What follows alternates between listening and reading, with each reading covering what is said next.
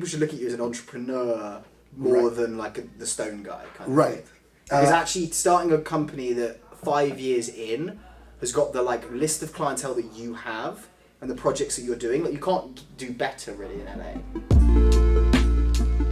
Honoured today to be joined by Cesar, who actually we connected on Instagram. Cesar, yes, which is now the way that I'm meeting like the best people in my life is now through Instagram, which I'm really, really happy about.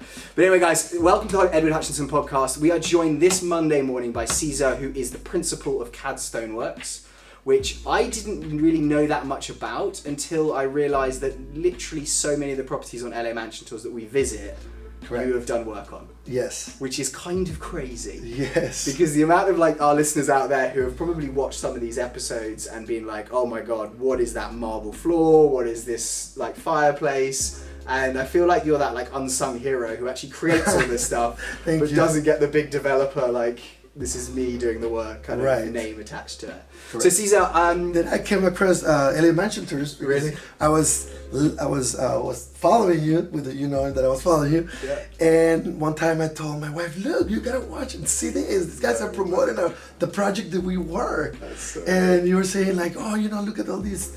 Somebody who knows about art had to be doing this marble because the all book match stone, the veins were like following each other. So you're actually giving a big shout out for us without knowing. I think we need to do more of that. Let's just post CAD Stoneworks work like constantly. And I was just like mesmerized that you were doing that without even knowing who was doing the work. And then I had a colleague of mine that he was going to start working on a project in Beverly Hills, and he said, why don't you come over? I need somebody to help me out with like sales and to develop the business, which I'm really good at it. And we worked together for a couple of years, but then we had like differences in management. I was looking more for bringing value to the customer and expanding the portfolio rather than keep it like a boutique company. Kind of thing. Correct. I said if we can create a product and workmanship that we can give to the customer, then everybody must know about it. Yeah. So we parted ways. We still be good friends and call each other and do collaborations sometimes. And I started CAD Stoneworks at that point about 5 years ago. So it's only been going for 5 years total. Yes. So all of you guys out there, it's crazy. Like I think you're actually like people should look at you as an entrepreneur more than like the stone guy kind of thing. Because actually starting a company that 5 years in has got the like list of clientele that you have and the projects that you're doing, like you can't do better really in LA. Do you know what I mean? Like there's not like I don't know, actually maybe there is there any company that you look at and you're like, oh, one day I'm going to be at that level? Because I can't imagine like maybe on the selling part, there are a lot of companies that are selling, they're importing, materials like, granite, marble and all that stuff. Maybe that's the only area that I need to add to the company. Yeah. To be at that level. But no one's doing like. But as far as service is concerned, I don't think so. I feel great. I think that we're one of the biggest ones in the area. West LA. Because literally, like, out of the ones that we've seen, if you're listening right now, like Londonderry, you did work on. Yes. You're doing work on the 500 million right now that's going up. Right.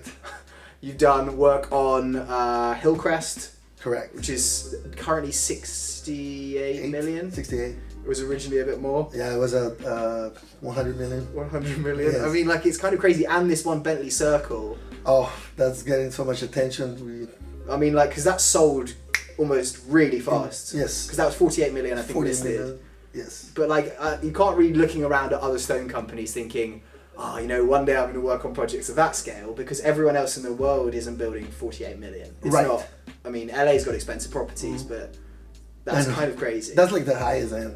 And I think one of the things that got us there was that even though I started 5 years ago, you're right what you're saying. I feel myself, I'm an entrepreneur that happens to own a stone company, and hopefully I can add more to my portfolio. So when you're like doing your day-to-day work, sorry, I know I've actually got a load of questions here, guys, so like I need to try and remind myself to get to the questions because we're actually going to go off on so many tangents, which I think is awesome.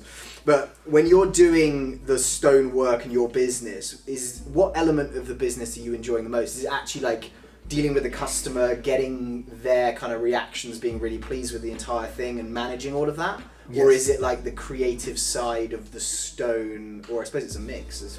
It's a mix, but it's more like with the customer. Yeah. Because I can translate their ideas to the artisans that are working with the stone, which happen to be my guys. Yeah. So I'm the liaison between the designers, the customers, the homeowner, the ones there's a specific material for their house, kitchen, and I believe I can connect what they're asking that they want for the project to my team and actually make it tangible. Because I think that is what I always think is probably and from some of our discussions on the podcast, actually, people that work with some of these, not just developers, but end consumer who is building the house for themselves.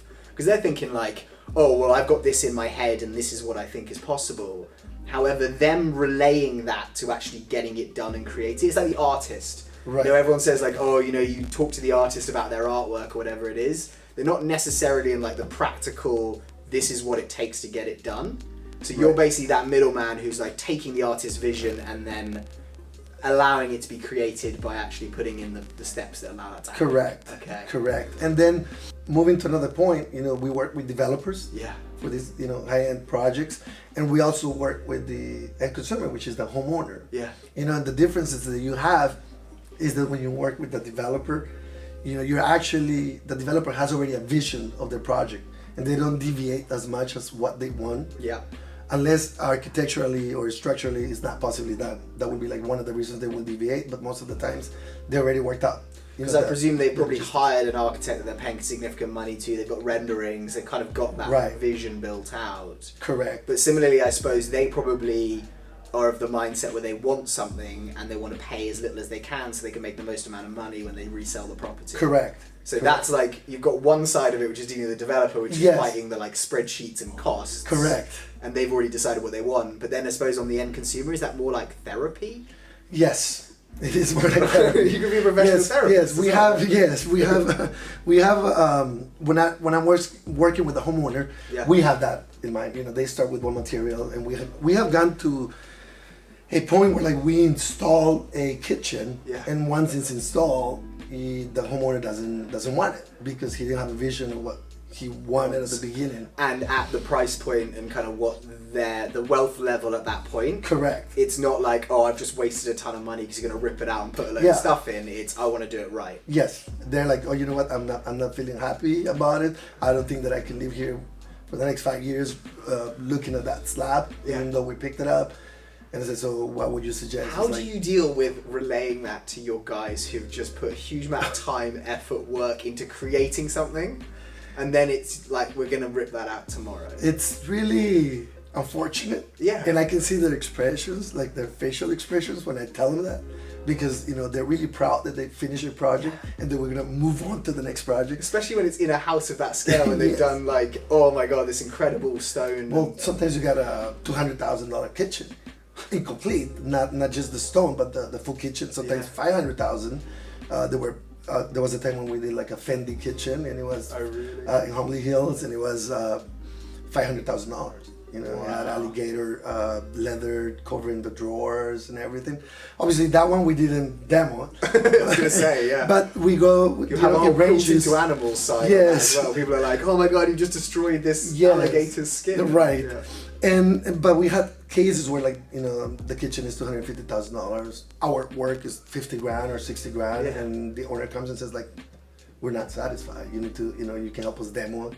And we picked up other slab, and it's already at one of your suppliers' house. If you can just pick it up and add it to the cost, we don't have a problem with the money. Do you know what I think is also massive about that is the way you're putting it across? Because I think a huge amount of contractors and people that we deal with on a day-to-day basis, as soon as the owner said that, they would take it as like personal offense. They'd be like, oh, what are you saying? My work's not good enough or something. Right. Which I think is incredible that you just turn around and you're like, what you say matters, therefore like I'm not going to have an issue with it, we'll just demo it and redo it, because I mean there's a huge amount of contracts I think you would turn around and be like, no, I'm not doing the work, you can just pay my bill. And we have found cases like that where like the homeowner will call us and then we'll go and demo some other work, somebody else's work, but not on the basis that it's a faulty work. It's just on the basis that the contractor didn't want to do it again because they think they came across about therapy. Like, oh, and then what if this happens again? I suppose their heads like, this could be non-stop. They just don't want to take the risk that the next time they might get into a situation where like they're being blamed that they wasn't right.